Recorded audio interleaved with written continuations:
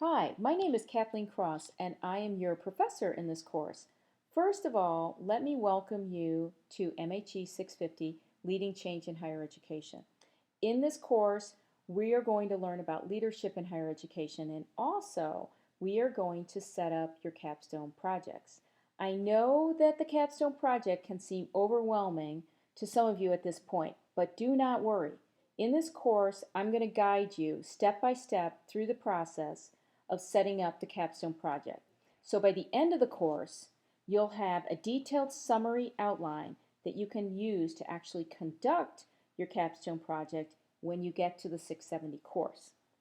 So the first thing that I want to talk to you about is where you are now in the selection of your capstone project. Some students enter this course with a great capstone project idea, and that's great.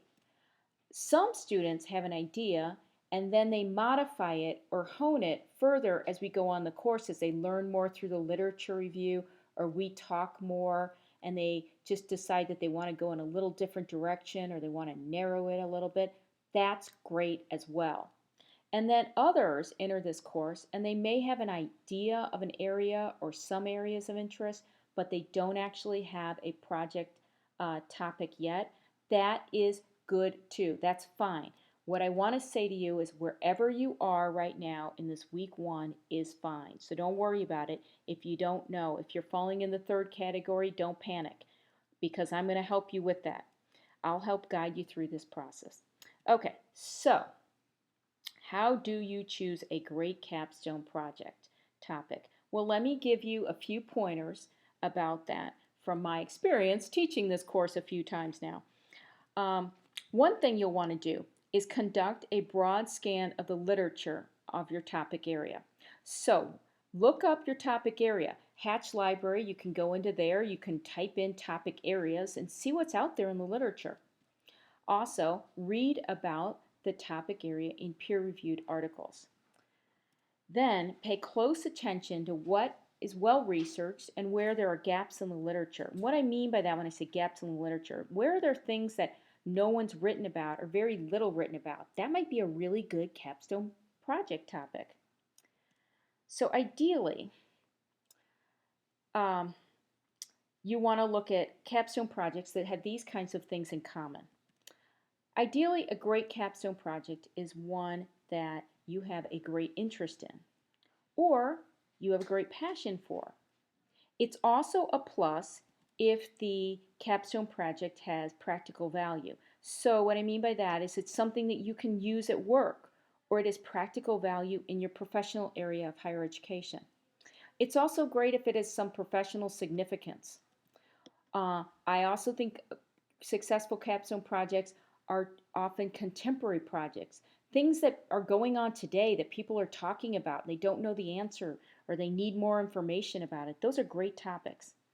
It's wonderful, not this isn't always achievable, but it's wonderful if it can actually help you in career advancement or if you're a student who doesn't currently work in higher education and is looking to get into higher education, that it might help you with that job because you've got something that you've done in this area and you can have that on your resume. And then finally, I think great capstone projects are doable within the time frame. What I mean there is that it can be accomplished in the 16 weeks of this course and the 670 course, and also that you have access to the study population that you need for your research. Now, we're going to talk more about having access to the population later, so don't worry about that too much right now. So in order to illustrate these ideas, let me give you some concrete examples of a couple successful capstone projects just to get those creative juices flowing in all of you. Okay, in this first example, the student in the capstone course was a director of admissions at a university. In this position, he had been asked by his vice president of enrollment management to develop a social media strategic plan that would become part of the overall strategic recruitment plan. He was very excited about this opportunity, as well as he was really interested in how to use social media in recruiting, but he didn't know too much about the topic before he started the course, and he thought that the capstone could help him learn about it. In addition, he found that there wasn't too much literature on what strategies were most effective and how to measure their effectiveness in recruiting. So, oh, and sorry, area he it was an area that many admissions professionals want to learn more about. This is a very contemporary area, and there's a lot of people talking about this right now. So the topic that this student chose for his capstone was the use of social media strategy and measurement tools by colleges and universities in the student recruitment process. So let's take a look at this. Is this a topic he's interested in? Yes. Does he have a passion for this topic? Check. Does the topic have practical value? Definitely.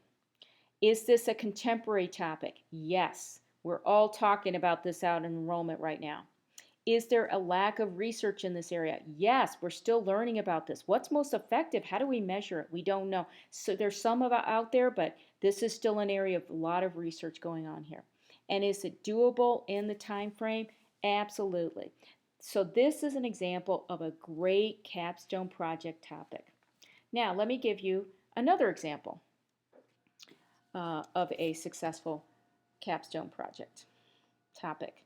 Okay, in this case, it was a student who was worked in disability services at a university, and she saw issues in her daily work with services and risk management of students with psychiatric disorders uh, at her university. In addition, she had a son with Asperger's disorders, and she worried about how her child might do in college. So she studied the literature and found that there was a real lack of research on this topic. So her topic, and this actually ends up being the title of her capstone project as well, but her topic was serving students with psychiatric disabilities in higher education, risk management considerations. So what she did was survey and interview other disability service professionals at different universities about this topic. Now you can see that this is a topic that she definitely has an interest in, and in her case, it's both personal and professional interest. She has a passion for this topic. It's very practical, and it will be useful in her job right at the university, but also for her profession. And she can accomplish this study in the time frame that's allotted. So it's another great capstone project topic. There are several other examples of successful capstone projects in the introduction area of this course in Canvas, and these are actual final projects that are written. So be sure to take a look at those and see what a successful capstone project looks like.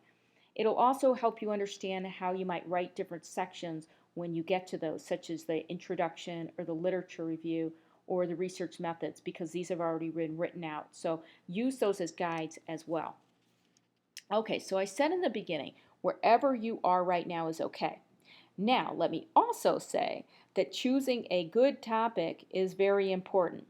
If you have a good topic, this course and the 670 course will be much easier, and you'll have a much smoother ride completing your capstone project. So let me give you some cautionary advice, and let me tell you about some of the biggest issues that I see as a professor when students are choosing their capstone project. The first and definitely the biggest issue that I see is students choosing topics that are too broad. So you need to narrow that focus down. Narrow, narrow, narrow. The other thing I see that it's not doable in the time frame, or the student doesn't have access to the set population that they want to study. I also see some students, my idealistic students, wanting to save the world. For instance, you do not need to figure out how to make college affordable for everyone, or how to give access to college for everyone. You know, as if you've been in my history course, you know this is something that we've been looking at and talking about since the beginning of American higher education. So you don't need to solve that problem. Maybe you're looking at some other little aspect of access or affordability, but you don't need to solve something too big. It's just a small area that you're looking at. Another thing I see sometimes is students picking topics that they've been done. There's so much research on the topic. It's just, we've seen it so many times. If you're choosing a topic that has a lot of research, try to find a new angle on it. Try to find something fresh about it.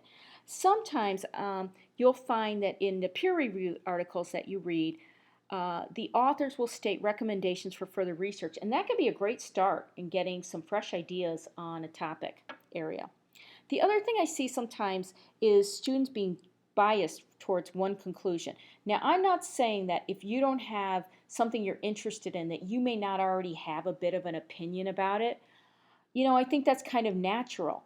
But the thing is, as a researcher and doing your capstone project, you really want to show both sides of the issue in your literature review. You want to be an objective researcher. That's very important. Okay, so let's now, I want to share with you an example of a problematic topic. Now, this is an actual topic that I had from a past student in this capstone course in the past. And I'm going to show you how we worked together and how I guided the student to narrow this topic. Here's the topic: non-traditional students. Okay, this is what she handed in week 1 to me in the week 1 assignment. I mean, she had a couple paragraphs about it, but essentially it boiled down to a topic being non-traditional students. Here's part of the problem. First of all, this is not a topic. This non-traditional students is a student population. Then it doesn't say what the student wants to study about this population. In essence, this topic needs focus and direction. So here are a couple questions that I posed to the student in our phone conversation to help the student narrow the topic. First of all, I asked, what do you want to study about non-traditional students? Are you interested in how to recruit them, retain them? Do you want to learn how they perceive that they learn best? Or do you want to learn how faculty perceive they learn best? Then, what kind of non-traditional students do you want to look at? Now, depending on the rest of your topic, actually, non-traditional students may be okay, but it may be that you want to narrow this focus depending on the topic. Maybe you want to look at adult graduate learners, adult online learners. Maybe you're looking at returning military students. So these are all things that you want to be thinking about. Then I asked the student, what do you hope to accomplish with your capstone project? Do you want to develop recommendations to improve practice, best practice recommendations? Do you want to have some concrete considerations for a strategic plan about non-traditional students, maybe recruiting non-traditional students? So, as you can see, I worked with this student to guide this student into narrowing that topic. And these are some of the things that you can be thinking about for yourself as well. As you might be narrowing your topic. Now, and then lastly, I just want to say a few words about choosing a capstone project when you do not work in higher education. I'm aware that some of you may not be currently working at a university or a college. That is okay. I've worked with several students who are not currently working in higher education on very successful capstone projects. My advice that I would give to you is that if you do not, you may want to think about a topic that might fit into an area that you wish to work in that could go on your resume, something that you have a passion for. Also, I would advise you to consider what the study population you might have access to in order to conduct your research. And if you're one of these students who is not currently working in higher education, we'll be talking one-on-one, so we can talk about your situation individually. So, if you have questions, anybody? If you do, I want you to write me. Also, we're going to be talking on the phone and having a phone conversation, so we can talk in more detail about any questions you might have. But basically, I want you to know that I am here to guide you through this whole process, and we'll be working together. So I hope that you found this helpful, and thank you very much for your time.